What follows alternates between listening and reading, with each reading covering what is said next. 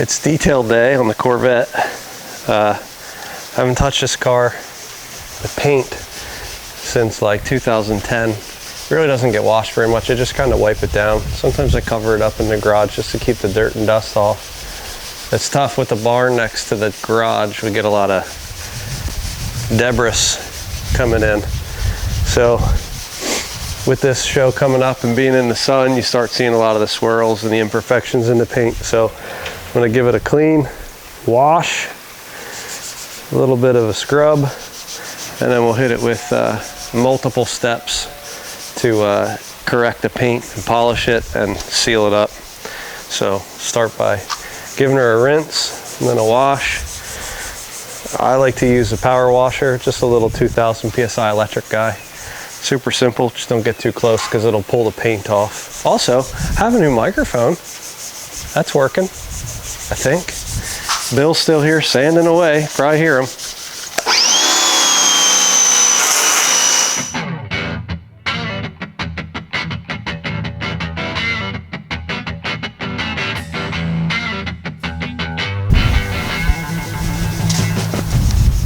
I use a foam cannon for soap. Just gets a nice, thick, consistent foam on and actually pulls the dirt, the particles, dirt and dust off the paint instead of just having a soapy bucket that drags that dirt across the paint. Now I'm gonna refinish the paint anyhow, but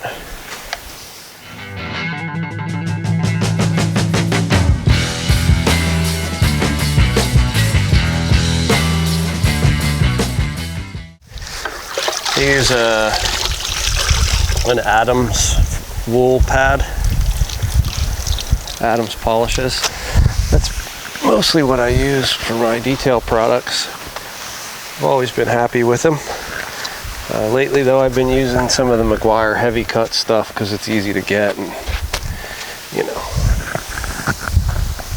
just go to Harbor Freight or O'Reilly's, Advance. That stuff's easy to find. Works fine.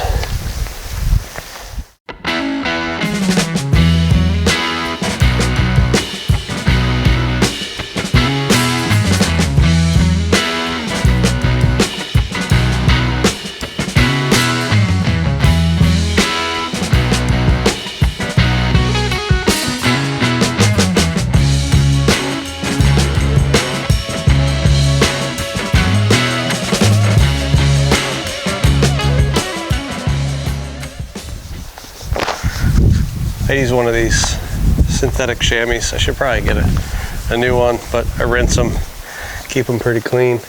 Just gets the water off, and it's important before the wind and the sun beat down on the water on the car. Keeps the water spots from happening.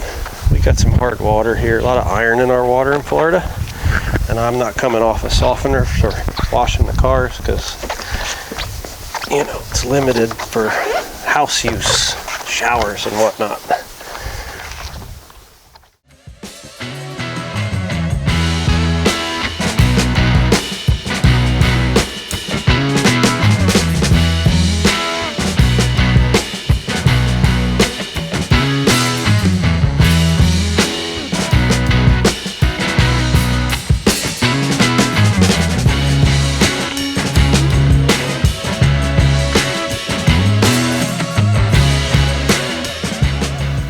Okay.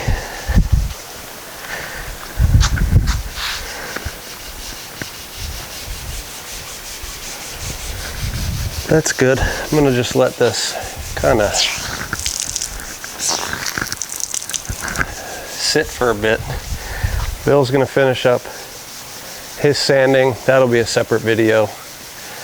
He's working on his 55 for the same reason I'm getting this thing done and ready for the Muscle on the Beach show. So once he's done, he'll spray that. I'll get that on video, but we're gonna run over to my father-in-law's. I have to deliver his Can-Am Riker, little 3-wheel jobby on the other side of town. And then by then, this thing will be pretty dry and really ready to go for polish and cutting and all that fun stuff. I am, however, going to pop the hood and just give it a quick power wash. under the hood. Bugs. Before I get to really detailing it. I'll have to dry it again, but that's fine. I'd rather do that now than after I get it polished and waxed. So I'll do that, shut down for a bit, and then pick it back up when we get back.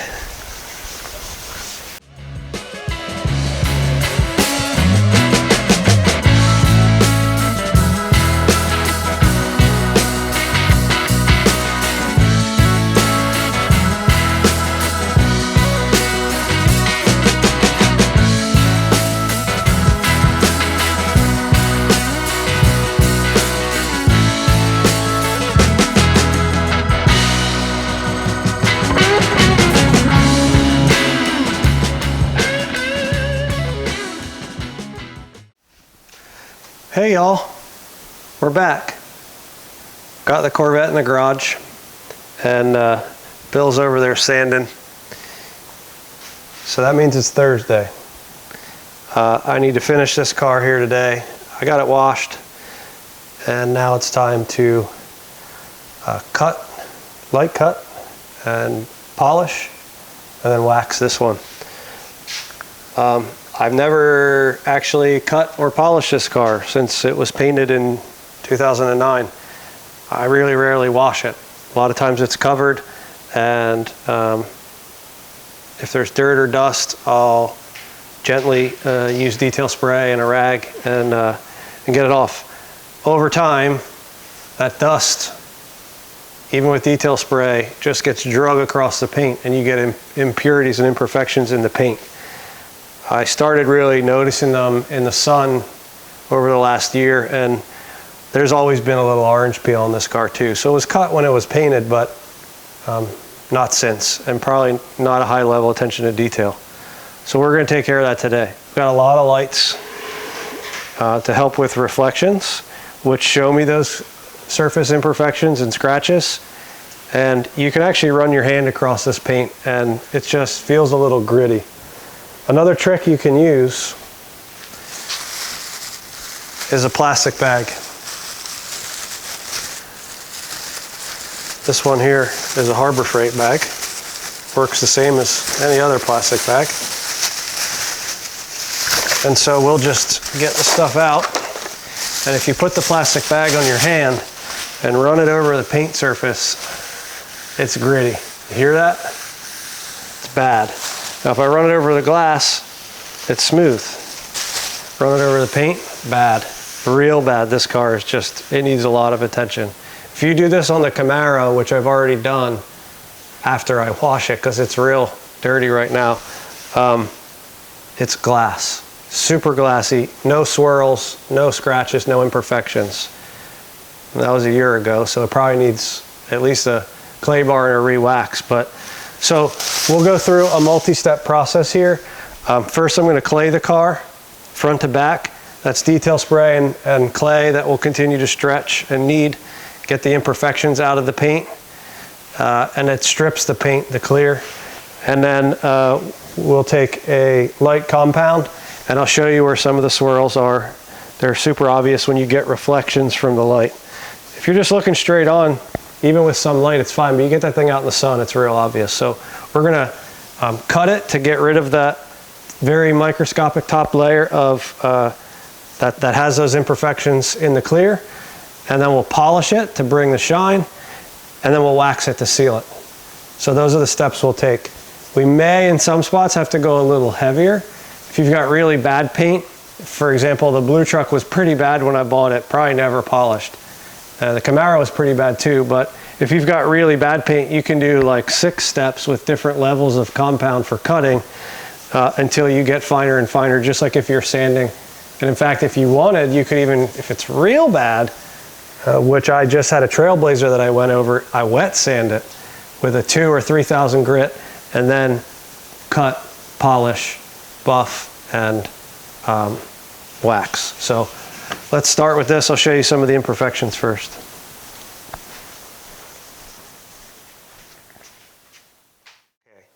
This is difficult to capture on camera, but you can see the light reflection in the car, in the paint.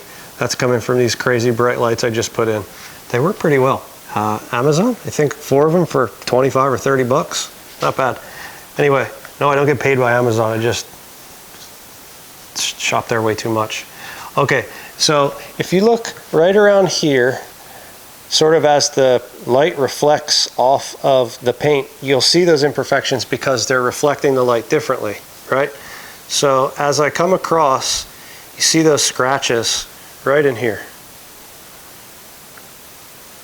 You can see some as I go across the fender too. Sort of streaky, annoying little lines, right? Those are all going to go away. That's going to be smooth as glass. Because the light is the way the light is, I don't think, if we were out in the sun, it'd be a little different. And by the way, if this were black, you could see them very, very easily. But because this is a lighter color, it's very difficult to see them until the light hits it just the right way. And then you start to get those swirl marks. So they're pretty obvious over here. I probably set something on the deck lid here at some point and got it nice and scratched up. So we will take care of that. I also know that there's a bunch up here on the top, on the T-top. Again, hard to see on camera. There's a fingerprint there, but believe me, those imperfections are there. And as we come through, you might see them, you might not, but either way, the color is really going to pop pretty nicely too. This color is called Steel City's Gray. It's like sort of a gray, more green here inside than it is gray, but you get it outside and it turns really gray and silver. The hood's pretty good, and I'm starting to see a little bit of imperfection in the paint, but I mean, this paint's from 2009, so it's not brand new paint. There's some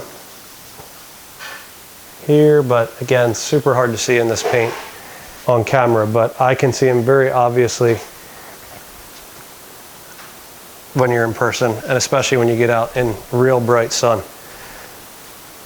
So we'll just go over the car front to back and I'll walk you through my process.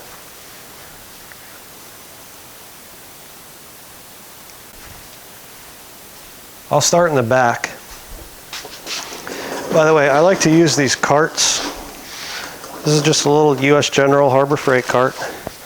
It's a mess right now, but you can put stuff in the drawer, you know, small detail polishing pads, finishing polish, things like that, just to keep the dust and dirt off of them. I usually run these things through some water.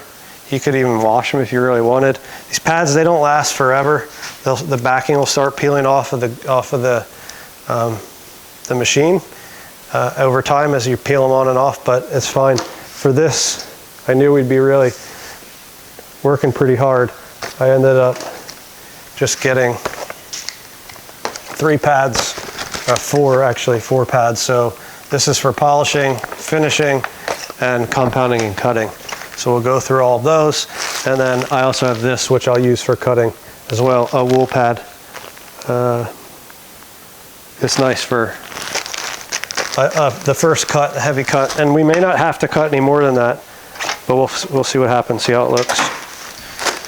I also do have on my cart, very important, a sanding block. I've got 2,000 on there right now. And then I have 3,000. I've got 1,500 and some more 2,000. This is all wet sand paper. You need to keep it wet to lubricate it, otherwise you just scratch the paint worse than it already is. Not that you can't buff it out and cut it, but the whole purpose is to not have to work 3 or 4 times. A trim restorer? I don't even know where that came from. Okay, so I use a lot of Adams Detail products. Again, I'm not endorsing anyone, I'm just telling you what I use. In this case, I love the Adams Detail Spray. I've had this stuff for, actually since I started building this car, so right around 2010, I guess. It's a good product. They've changed their formula on some stuff, but the detail spray works really well. I have traditionally used their cut compound, but they kept changing those formulas as well. So I actually just moved to a Meguiar compound because you can go to any parts store, even Harbor Freight, and just pick it up. We'll get into that in a bit, but there are levels, different levels of cut, compound, and polish as well. This is Meguiar's heaviest. It's a 105 extra heavy cut, and then it goes down even further. This is significantly lower. This is a glaze, a final polish. And then I do also have this one here. Oh, this is the same 105. But I have some 68 or 67, I think, which is marine grade stuff, but it works fine. So we've already washed it. That's the first step. Paint feels terrible. I mean, really bad. So we'll just spray some of the detail spray in.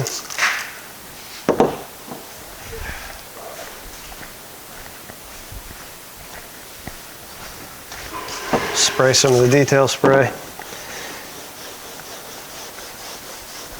And you don't want to necessarily go in circular motions. I don't know if it really matters, and the key, the trick is to make sure that this clay is not sticking to the surface. You need to keep it lubricated, so you constantly are spraying. You can also use just a soapy water, which is what Bill's using over there for wet sanding, but this stuff keeps up the lubrication pretty well. So I don't mind using it. So we just go and just do about a 2 by 2 foot section. Actually, we'll just go down to the end of this, split it in half.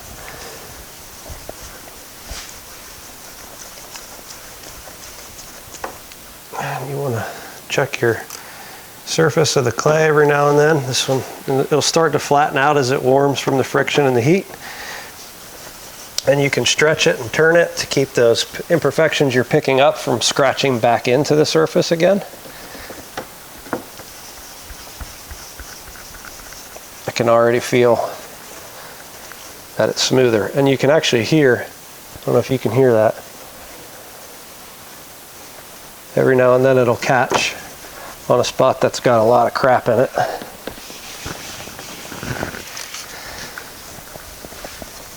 And you just work them, flipping, stretching, working. And we'll go up along here too. This is stripping all that out of the surface, taking all the wax and surface stuff off of the clear, getting you down to a nice, workable, clean surface. Okay. I like to go on an angle for one pass and then switch the opposite angle. So we'll cut it at a 45 and then the other 45 and then spray it. We'll go to 90 and I can see the dirt in this detail spray that's coming out of this. So it's working very well. I can feel it's very smooth compared to what it was. And we might as well hit this fender, rear quarter rather. Hear that? Now as I keep going, that grinding friction sound just goes away. And if you look, it's gross, it's dirty. So we can stretch this,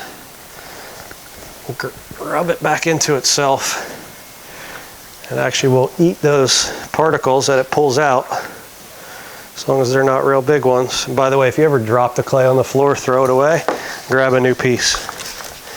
You'll never get that crap from the floor out of your clay. Trust me, not gonna happen. And even though you can't see all of it, it's in there. So we went front to back, going side to side.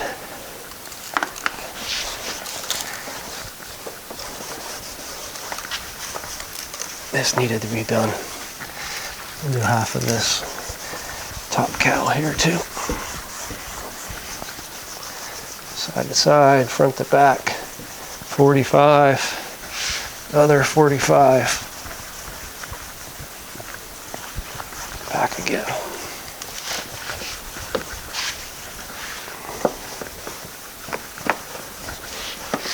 Put some depth back in this paint. Okay. Also, when you're not using the clay, put it back in the container. It's easy to get back out. Let me get a rag. We'll wipe this.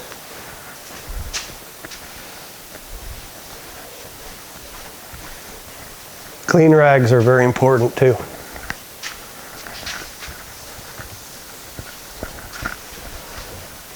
So these are freshly washed, nice and dry. I do not use fabric softener when I'm cleaning these rags because it just leaves a residue once you get them wet. Then you got laundry detergent or fabric softener on your paint. The Bill doesn't care. He'll lick his fingers and wipe the paint and it's fine.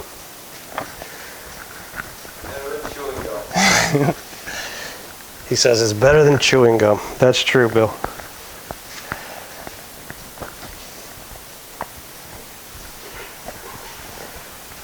All right, this is pretty good. This thing's absorbed a bunch of dirt. So what we'll do now is just make sure, give it a little spray and a wipe.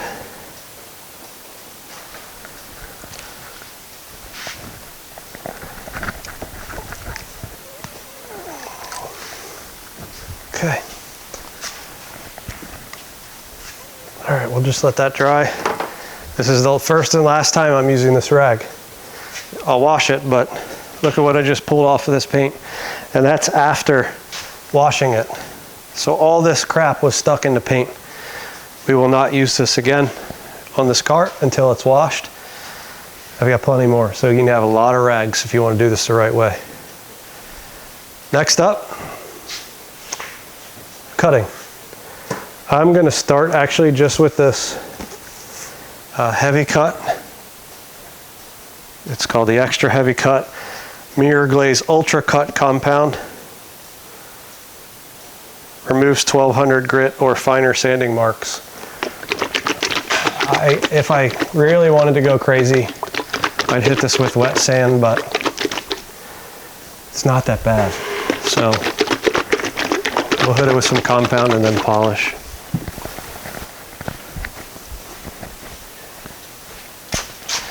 So for this, I'm going to start with the wool pad, just for cutting. We'll get this thing lined up. It's got a hole in the middle, which you can line up evenly with the hole on the machine itself, at least fairly close. I guess I need a plug. That would help. Okay, so start again. I've got the pad stuck on and this is a brand new pad, so you don't necessarily need to do this, but turn the rotations down all the way. And I keep a clean ratchet extension on hand, and this will let you clean the pad. So we'll get her spinning.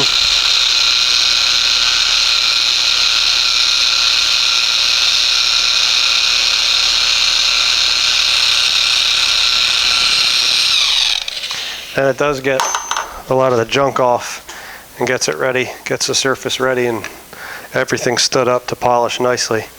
So the compound, and this is an older bottle, so it's a little clogged up, but that's fine. We'll put about 4, I don't know, nickel to dime size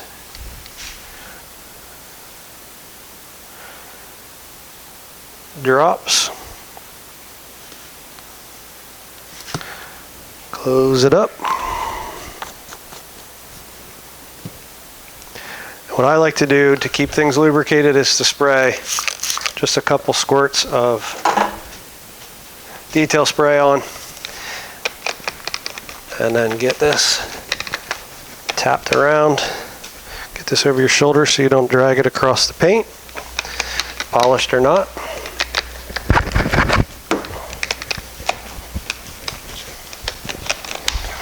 Okay, and then we'll start all the way down and we'll work our way up. There's a lock, so you don't have to hold that trigger.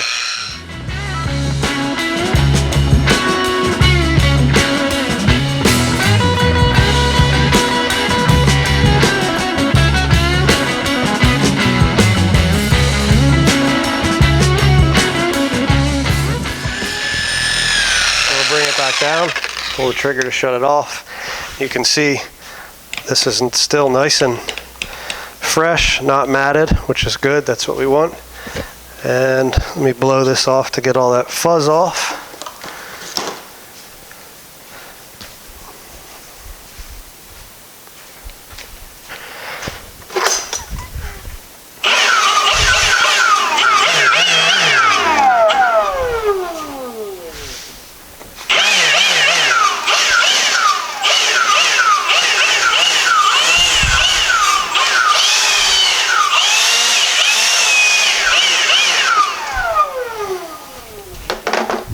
Okay.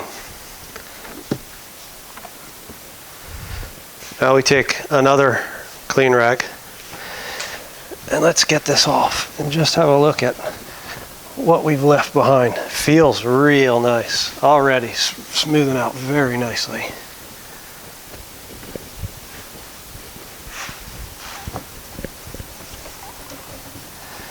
Now you can see I got a little polish on the spot that I didn't clay bar. I don't want to dig that in too much, but even when I try, it doesn't want to come off because it's actually bonding to that rigid, porous surface that we haven't cut yet.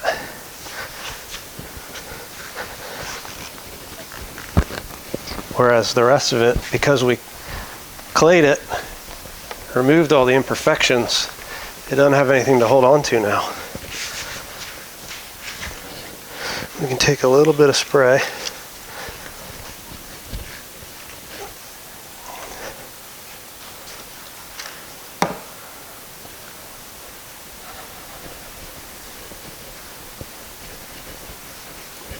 There you go. Again, we want to use these reflections. Make sure we got everything off.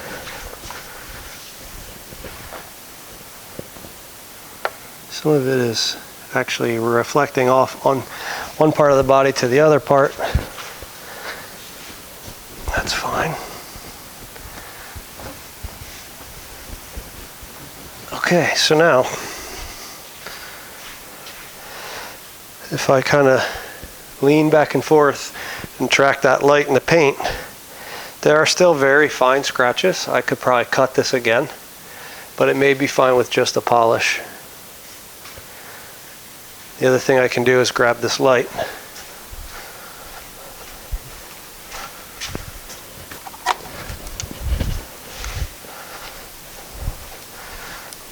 With a handheld light, you can also find some of those scratches. And they make sunlights too.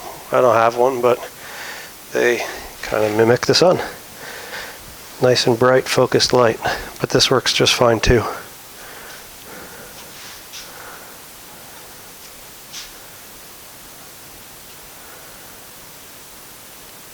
I feel good about that.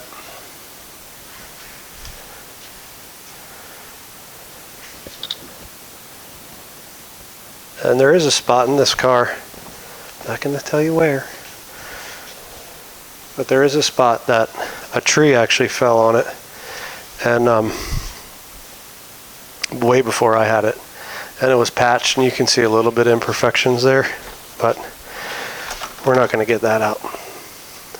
That's in the glass repair under it. So this is good. I'm pleased with this. I'll do the other half of the back, do the tops, do the hood, front fenders, nice big swoopy front fenders that C3 has, and then the top will be complete, and then we can move to sides down to the doors, all that fun stuff. So it's a long, arduous process, but we'll cut it, then I'll come back, grab one of the foam pads, do a lighter polish, with this here, or this Adams finishing polish. We've got both. They're very similar products. And we'll run that across just to take any little fine scratches that are still in from the heavier compound. Run them down, get it polished, and then seal it with wax.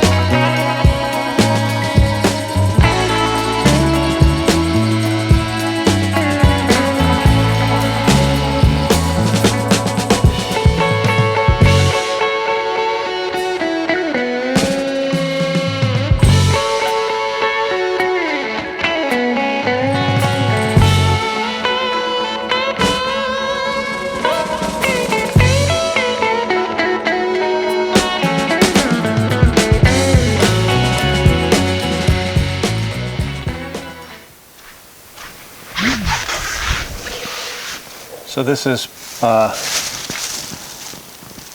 clay barred and cut. I saw a couple spots reflecting off that light over there. As I was down at this level, you could see some spots, but I've gotten, it's pretty good now. It's a couple small spots I may or may not hit, and I think maybe the next step of polishing may actually take care of some of that, but it's real even now. Then we'll do our bag test again. And there's no grittiness. I don't know if you can hear that. It's just smooth. I've clayed this, but I've not polished it yet. You hear the difference? Now we'll take the same bag and go on the top. That noise is not there because all the impurities and imperfections have been taken out. We cut that top layer clear off. I've not touched the T-tops yet. I'll even wipe them. I mean, you can hear it just with this. Gross. Dirty, dirty, dirty. Remember, we just washed this thing, and now wipe it down with detail spray, get her dry, put the bag on. Not good. This has been done. See that? Nothing.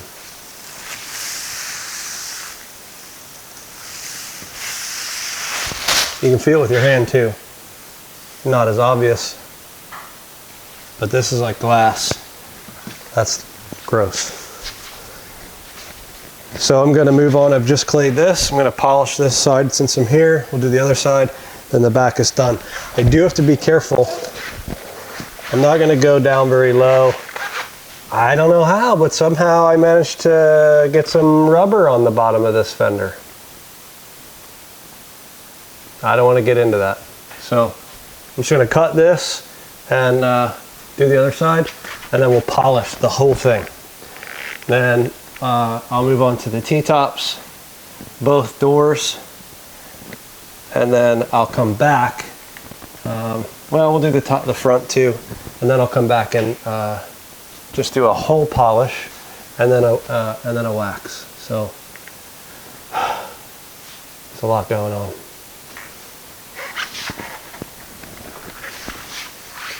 By the way, this is just a Harbor Freight Bauer 6-inch random orbit polisher. So it spins, but it also, the whole head moves. So you're not having anything in one spot burning the paint. You do have to be very careful on edges, like these sharp edges here on the car. The paint's very thin on those edges.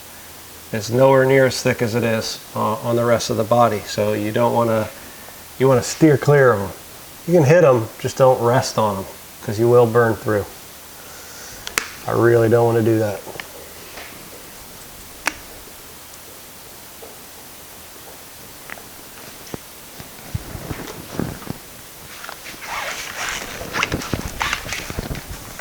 So I'm just going to cut down to this body line here. I'm not going to go any lower. Like I said, somehow the tire just moved from the tire to the car. Can't figure it out.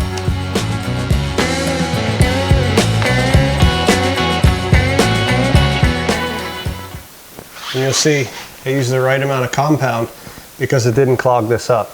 If I left that dirty and I didn't cut that, I'm sorry, if I didn't clay it first, this thing would be all kinds of bound up and matted and gross.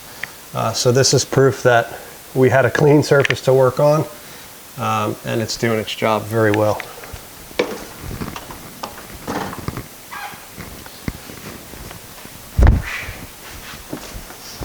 Bill's getting a workout over there. We'll show you that in a second when he feels good about it.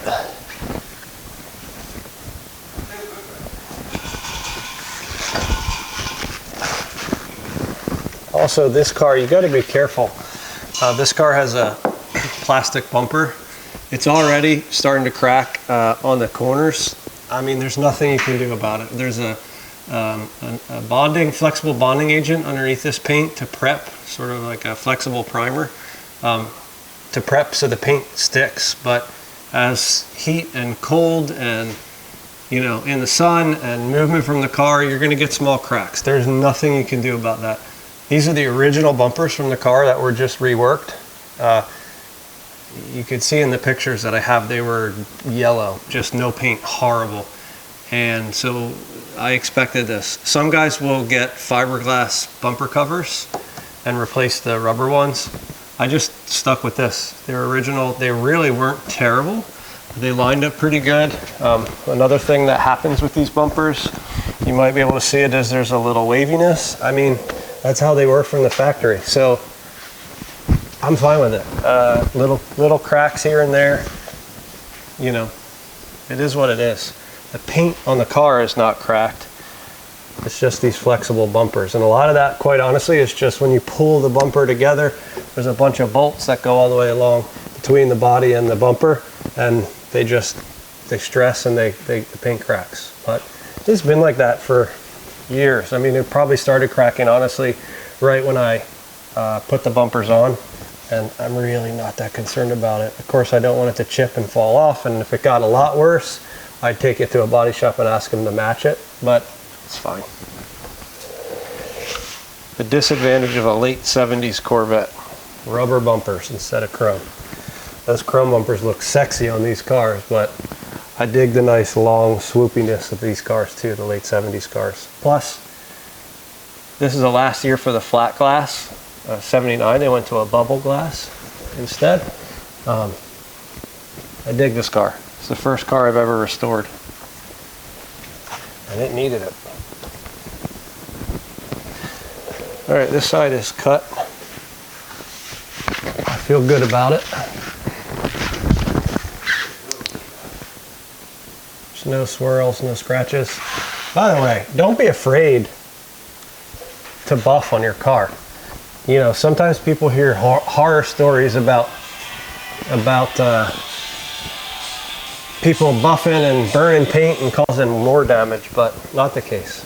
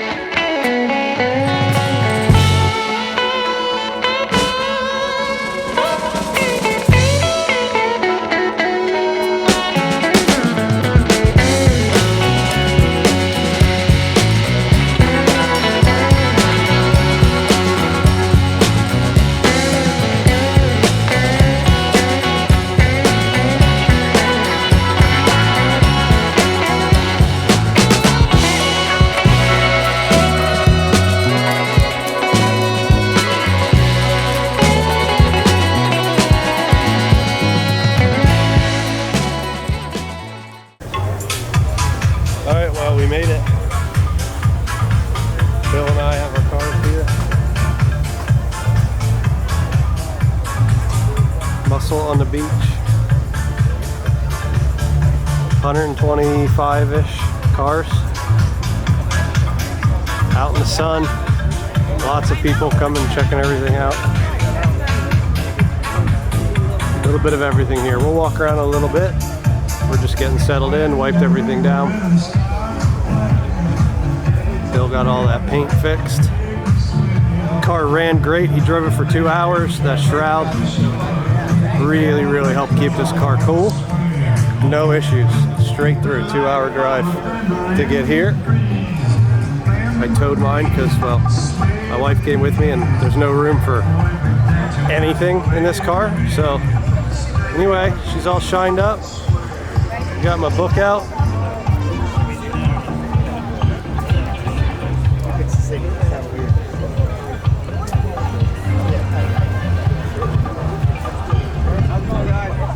All clean.